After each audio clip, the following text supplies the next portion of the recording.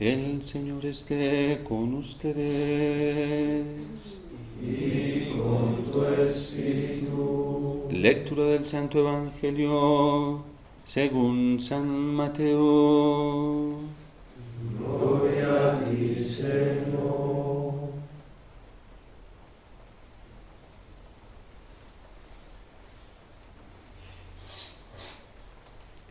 En aquel tiempo Jesús vio a un hombre llamado Mateo sentado a su mesa de recaudador de impuestos y le dijo: sígueme. Él se levantó y lo siguió. Después, cuando estaba a la mesa en casa de Mateo, muchos publicanos y pecadores se sentaron también a comer con Jesús y sus discípulos. Viendo esto, los fariseos preguntaron a los discípulos: ¿por qué su maestro come con publicanos y pecadores? Jesús los oyó y les dijo: no son los sanos los que necesitan de médico, sino los enfermos. Vayan pues y aprendan lo que significa: yo quiero misericordia y no sacrificios.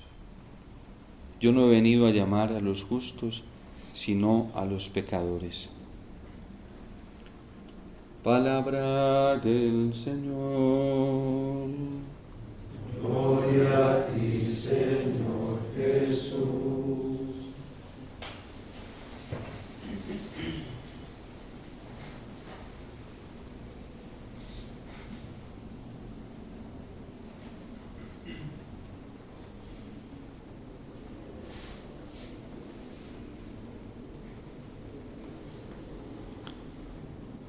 Dentro de todos los testimonios que traen los evangelistas, varios de ellos sobre la misericordia del Señor, este es uno de los pasajes más bellos que nos trae San Mateo, sin obviar lógicamente lo que no hablan los sinópticos, sobre todo San Lucas, pero en San Mateo este es un pasaje muy hermoso que nos muestra con mucha claridad la orientación del corazón de Cristo, la prioridad del corazón de Cristo, el amor tan grande, misericordioso y compasivo que siente Dios por la humanidad, que siente Dios por el hombre. Y esa expresión del amor de Dios se hace notar tan claramente en los evangelios, y estos días que hemos venido escuchando al profeta Amós con unas correcciones tan fuertes y unas sentencias tan fuertes, este amor se clarifica muchísimo más para poder ver todo lo que es capaz de hacer un papá que ama y que quiere la salvación de sus hijos, hasta el punto de corregirlos. Hasta el punto llega el amor de Dios, su misericordia y su afán de salvar al hombre, que ante su dureza la paciencia lo hace estremecer y lo lleva incluso a amenazar al pueblo de Israel, a los reyes y a los príncipes, solamente por una cosa: por el afán tan grande que tiene de la salvación de cada uno de ellos. Y aunque estén ciegos, obstinados, aunque hayan endurecido su corazón y no estén aceptando, porque la presunción los ha hecho ciegos, y ese es el problema de Israel, que ha llegado a un nivel de presunción, que cree que no necesita arrepentirse, que cree que no necesita hacer ningún tipo de esfuerzo para obtener la misericordia y la compasión de Dios. Y es tan paciente el amor de Dios que a través de los profetas les dice: están obrando mal, deben convertirse, y si vienen a mí, yo los voy a acoger, los voy a perdonar, los voy a sanar, los voy a salvar y los voy a renovar. Hoy Amós nos presenta este grado tan inminente y tan alto de la misericordia del Señor. Miren lo que voy a hacer. Les van a venir desgracias y va a llegar un momento en que van a sentir tanta hambre y tanta sed que sentirán la necesidad de buscar la palabra del Señor. Esa palabra que no han querido escuchar, esa palabra que no han querido acoger. esa palabra que no han querido seguir, que no han querido obedecer. La buscarán por toda parte y se tendrán que esforzar para poderla encontrar y tendrán que sufrir mucho para poderla encontrar, para que se den cuenta el grado de amor y de compasión tan alto que yo siento por ustedes. Dios no ha venido a condenar, ha venido a salvarnos, lo dice San Juan en el capítulo 3. Tanto amó Dios al mundo que entregó a su único Hijo para que todo el que crea en Él no perezca, sino que tenga vida eterna. Y todas las tribulaciones, las pruebas, todo lo que se está desatando hoy en el mundo, la Virgen lo había advertido en Fátima. Si siguen obstinados y rebeldes y ciegos y siguen endureciendo su corazón, va a venir el hambre, va a venir la guerra y va a venir la persecución. ¿Para qué? Para una sola cosa. Para que nosotros nos demos cuenta que Dios nos está esperando, que Dios nos está llamando, que Dios quiere nuestra salvación. Como le dice Pablo a Timoteo, Dios quiere que todos los hombres se salven y lleguen al conocimiento de la verdad.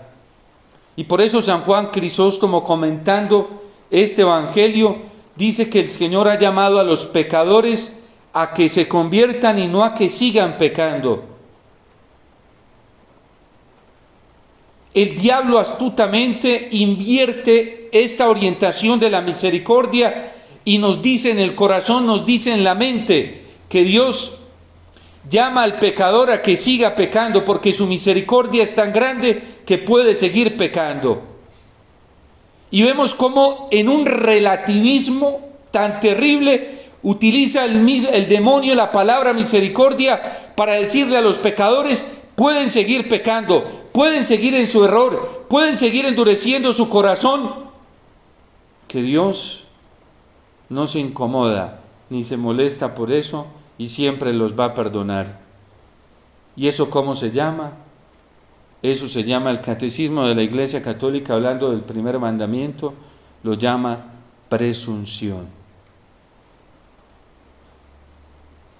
En cambio, Leví lo comprende. Le dice el Señor: Leví, sígueme y mira el camino al que te estoy llamando. Es un camino de sobriedad, no de avaricia. Es un camino de honestidad, porque yo pago impuestos, porque yo no robo, porque yo no hago trampa a los pobres, a los más limitados, porque yo no vivo en la mentira, yo no vivo en el error. Sígueme, Leví. Sígueme por este camino en donde yo no busco la opulencia material. Mateo, sígueme. Sígueme por este camino en donde yo no me avanzo por llenar las mochilas de dinero, porque no es mi interés. Sígueme, Mateo. Sígueme por este camino en donde me expongo al sufrimiento, a la cruz, a la prueba, a la tribulación. Sígueme por este camino donde yo no tengo dónde reclinar a la cabeza, porque no busco la ostentación material, no busco la comodidad material, no busco el confort material, no busco la burocracia. Sígueme, Mateo. Sígueme por este camino en donde el Hijo del Hombre no tiene dónde reclinar la cabeza. Sígueme por este camino, Mateo, en donde la cruz es la posibilidad más grande que yo he encontrado para glorificar a mi Padre y para salvar a todos los hombres, para demostrarles mi amor. Sígueme por este camino, Leví, donde busco la pureza. Amo la pureza de corazón, la pureza afectiva, la pureza sexual. Sígueme por este camino, donde yo miro a todos con pureza, con limpieza de corazón, donde no admito en mis pensamientos ningún discurso perverso, morboso frente a nadie, porque yo sé mirar a una mujer, sé mirar a un hombre y sé quién es esa mujer y quién es ese hombre. Esa mujer es una hija de Dios. Ese hombre es un hijo de Dios. Ese niño es un hijo de Dios. Ese anciano es un hijo de Dios. Ese joven es un hijo de Dios. Sígueme, Mateo, por este camino. en donde yo he aprendido a mirar al hombre en su dignidad más alta como hijo de Dios, donde no lo utilizo para explotarlo, para escandalizarlo, para aprovecharme de él, para obtener de él beneficios para mis propios intereses. Mateo, sígueme por este camino, en donde yo no codicio los bienes ajenos. Sígueme por este camino, en donde al contrario, yo busco enriquecerlos a todos, darme con generosidad a todos. Sígueme por este camino, donde yo no deseo la mujer del prójimo, porque sé que esa mujer que le ha dado Dios al prójimo, Dios Padre al prójimo, se la ha dado como una ayuda para que él pueda llegar al cielo. Sígueme por este camino donde yo respeto a mis padres y les obedezco en todo lo que compete y está ordenado a la voluntad de Dios. Sígueme por este camino donde yo no estafo a nadie, donde no hago fraude fiscal a nadie, donde no ando buscando formas de evadir impuestos, de hacer marionetas para hacer fraude fiscal. Si hay que pagarle al César, se le paga al César. Si hay que darle a Dios, se le da a Dios. Sígueme por este camino donde yo pago el impuesto del templo, aunque los jefes sean corruptos y destinen ese dinero mal destinado. Sígueme por este camino donde yo le pago impuesto al César. Es que le vi que cobraba impuestos en Cafarnaún, veía a Cristo pagar el impuesto. Todo esto lo veía en Cristo. Leví vivía en Cafarnaún y más de una vez había visto a Cristo, le había escuchado su predicación y sabía que Cristo era un hombre coherente, que en él no había ningún desfase entre lo que decía y vivía. Sígueme. Y eso entusiasma a Mateo. Y por eso quiere seguir el camino de la misericordia. Y por eso Mateo se sentó a la mesa, al banquete con el Señor. Y cuando el Señor le dice, sígueme por este camino, me quiere seguir por este camino que conduce al reino de los cielos, que conduce a la plenitud de vida, a la felicidad que tú siempre has estado buscando. Leví inmediatamente se levantó, no lo pensó, y lo siguió, dejando esa mesa. ¿En qué mesa estamos nosotros? ¿En qué podredumbre de mesa estamos? ¿En esa mesa donde nos escuchamos a nosotros mismos? ¿Donde estamos defendiendo nuestros propios criterios y no los del Señor? Les voy a leer una carta de alguien de quien se dijo en esta tierra que era otro Cristo sin ser sacerdote, sin haber recibido el sacramento del orden, además porque se negó a recibirlo porque nunca se consideró digno de ello, se veía tan imperfecto ante el amor puro de Dios y de nuestro Señor, que más bien no optó por la vida sacerdotal. San Francisco de Asís, este gran santo de quien el Papa Francisco tomó su nombre para vivir su ministerio petrino. Y esta carta se la escribe a un superior que ama mucho a Francisco y le dice, si verdaderamente tú me amas, haz esto, vive esto. Es que San Francisco de Asís llegó a unos niveles de la unión con el Señor tan altos, porque se gozaba en su misericordia y en su amor. Y en esto quiero saber si tú amas al Señor y a mí, siervo suyo y tuyo, si haces esto, o sea, que no haya ningún hermano en el mundo que habiendo pecado todo lo que se puede pecar y después de haber visto tus ojos, no se vaya nunca sin tu misericordia, si pidió misericordia. ¿Qué tenemos que hacer nosotros con el que reconoce, con el que pide misericordia y está buscando la misericordia? Sí reconoce, hacer lo que Cristo hizo con los que reconocieron su pecado. ¿Qué nos toca hacer con los que no reconocen? exhortarlos al arrepentimiento. Y es una obra de misericordia, es una obra de misericordia espiritual, corregir al que yerra. Y si no la pide, pregúntale tú a él si la quiere. Es lo que está haciendo Amós todos estos días en su profecía, suscitando el deseo y la necesidad de que tanto el rey como los príncipes y los sacerdotes pidan misericordia al Señor para que la puedan encontrar. Y por eso los sacerdotes no podemos callar, porque nos van a pedir cuentas de esto. Si no llamamos al arrepentimiento, si no la piden, pregúntales tú a él si la quiere.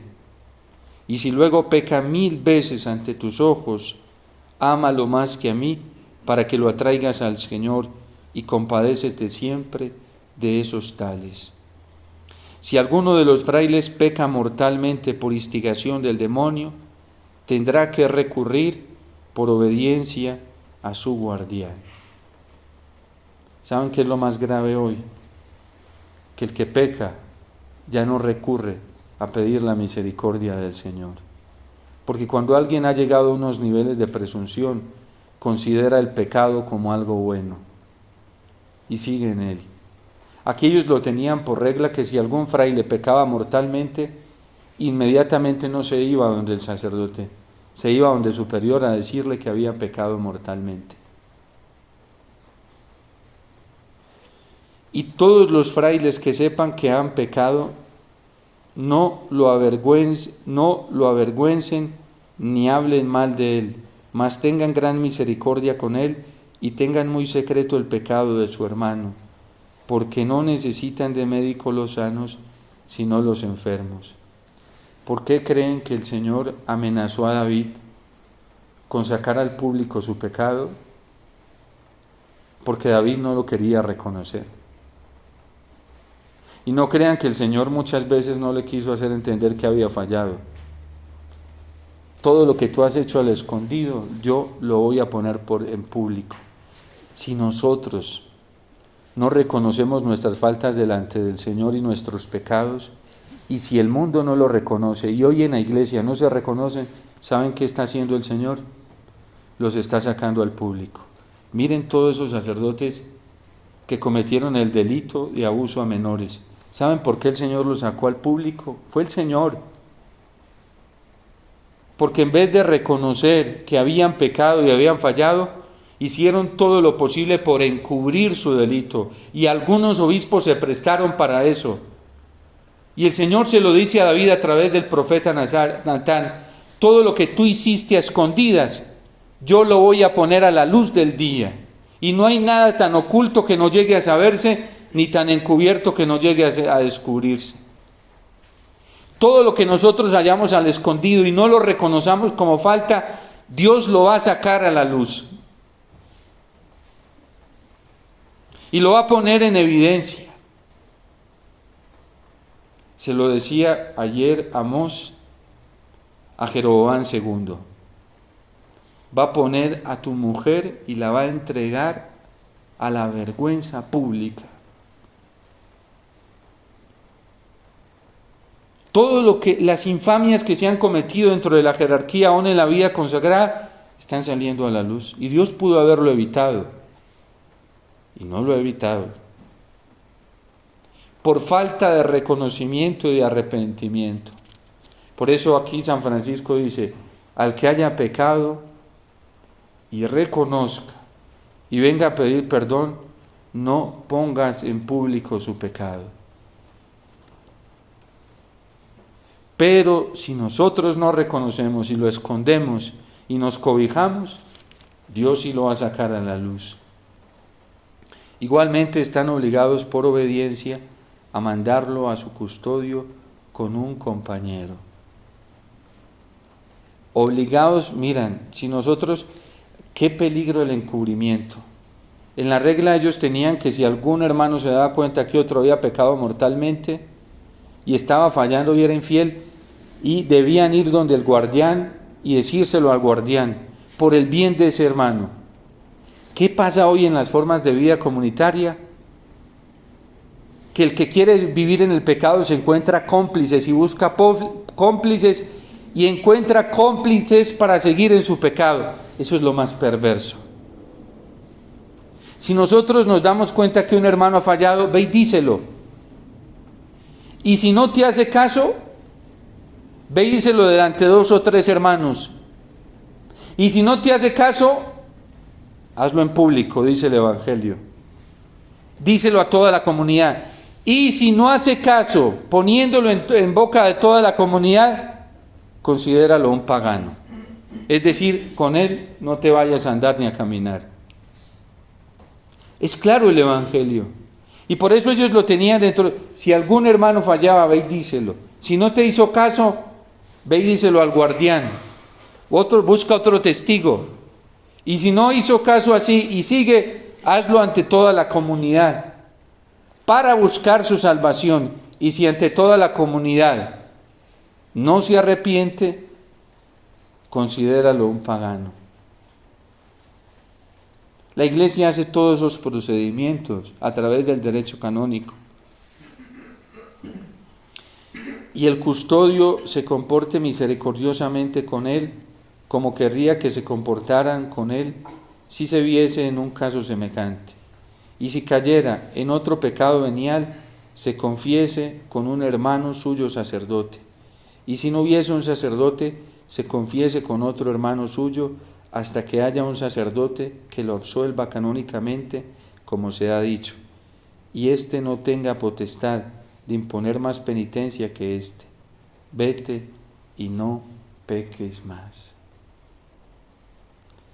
Por eso es tan bonita en el sacramento de la confesión la penitencia, porque es una forma de hacer que el penitente no vuelva a caer. Leví se levantó de la mesa, dejó esa mesa, era la ocasión de pecar, y no volvió a pecar más. Miren, no le tengamos miedo a la corrección del Señor. Dios nos está corrigiendo porque no hemos hecho las cosas bien. No nos dejemos llevar de un espíritu de presunción que nos engaña y nos miente, haciéndonos creer que somos mejores y que nadie tiene por qué corregirnos, y menos el Señor. Como si fuéramos inmunes, como si fuéramos inmaculados, como si no cometiéramos errores y faltas. ¿Y saben cómo se da cuenta uno que el nivel de la presunción ha llegado a un corazón? Cuando en la búsqueda del Señor es fría. Cuando alguien es frío para relacionarse con el Señor, tanto en la Eucaristía, en los demás sacramentos, en la oración personal, en el contacto con su palabra, en la vida espiritual, cuando alguien se vuelve frío, es porque el nivel de presunción ya ha arrebatado ese corazón. Porque sencillamente quien es capaz de venir superficialmente a la Eucaristía de manera fría es porque no necesita de ella, porque no tiene hambre de ella, porque no es su necesidad, porque no es su medicina, no es su solución. Quien vive fríamente la relación con el Señor y no lo busca en la oración personal, es porque no necesita de Él. Y ese sencillamente no necesita del Señor, y el Señor no puede estar con él, aunque quiere estar con él. ¿Saben cómo se manifiesta la verdadera necesidad de misericordia? De esos que buscan al Señor. No crean que Mateo no había escuchado antes al Señor, ya le había prestado atención. Y seguramente en muchas ocasiones, Mateo se fue a escuchar sus predicaciones y sus discursos. Ellos porque no pueden contarnos los detalles. San Juan dice, si se contaran todos los detalles, no cabrían los libros en el mundo. Por eso la Iglesia a los escritores sagrados dice de ellos que recibieron un carisma de inspiración porque lograron en pocas palabras condensar toda una realidad completa. Pero el que ya no quiere escuchar al Señor es porque ya se le ha endurecido el corazón y va a vivir los efectos de esto. ¿Y cuáles son los efectos de un corazón endurecido? La amargura, el sufrimiento, la tristeza, la desesperación. ¿Cuáles son los efectos de un corazón que se ampara en la misericordia del Señor y lo busca constantemente a Él y le pide? La paz, la alegría, el consuelo, la esperanza, la dicha. Hoy muchos corazones están atrapados por la presunción. Y claramente el catecismo nos lo advierte San Juan Pablo II en una exhortación bellísima que se llama Reconciliación y Penitencia. Nos habla de este peligro de la presunción a la hora de relacionarnos con la misericordia del Señor. Vete y no peques más. ¿Y qué hacen muchos hoy? Incluso dentro del confesionario, tranquilo, no te preocupes. Dios te entiende eso. No te preocupes. ¿Qué quiere decir ese no te preocupes? Sigue como estás. Sigue esa mala vida que llevas. ¿Usted cree que los santos también no cayeron? Los santos también cayeron y vivieron eso. Usted no se preocupe. ¿Cómo no se va a preocupar uno cuando el pecado se lo está devorando? ¿Cómo no nos vamos a preocupar cuando la enfermedad más terrible, que es el pecado, que mata la gracia de Dios, que mata el alma, que mata la verdadera vida sobrenatural, me tiene atrapado? Eso tiene que generar más preocupación en mi corazón que si perdiera todos los bienes materiales, que si perdiera todos mis familiares, que si perdiera todos los beneficios de este mundo. Y por eso los santos decían, eso sí lo decían los santos, antes morir que pecar. No nos dejemos arrastrar de nosotros mismos y de una forma desviada de ver la misericordia de Dios. Vuelvo y cito a San Juan Crisóstomo: Dios ha llamado a todos los pecadores para que nos arrepintamos y no volvamos a pecar, no para que sigamos pecando. Esa misericordia es del anticristo, esa que llama a seguir pecando y a seguir acomodados en las faltas y en las infidelidades. No viene del Evangelio. Que la Virgen hoy nos ayude, porque la corrección que nos está queriendo hacer el Señor es muy alta hoy. Y ojalá lo escuchemos para que disfrutemos de la alegría de sentarnos como Leví, que se sentó en el banquete de los que viven felices y en paz. Eran pecadores públicos, ya acogiendo la misericordia del Señor, y dejó su vida de pecado, porque se paró de esa mesa de cobradores de impuestos y no siguió siendo lo mismo. Que nosotros no nos quedemos sentados en nuestra mesa, que salgamos corriendo detrás del Señor y solamente lo busquemos a Él con esa hambre y sed de la que hoy nos habla el profeta Amós. Solo de la palabra del Señor que nos consuele, solo de su amor que nos acoge, así hayamos pecado y cometido los errores más grandes. No desconfiemos del amor misericordioso del Señor, pero busquémoslo a Él. No busquemos redención de los hombres, sino en Cristo, que es el único que tiene redención y nos redime. Nadie más nos va a redimir a nosotros, solo el Señor.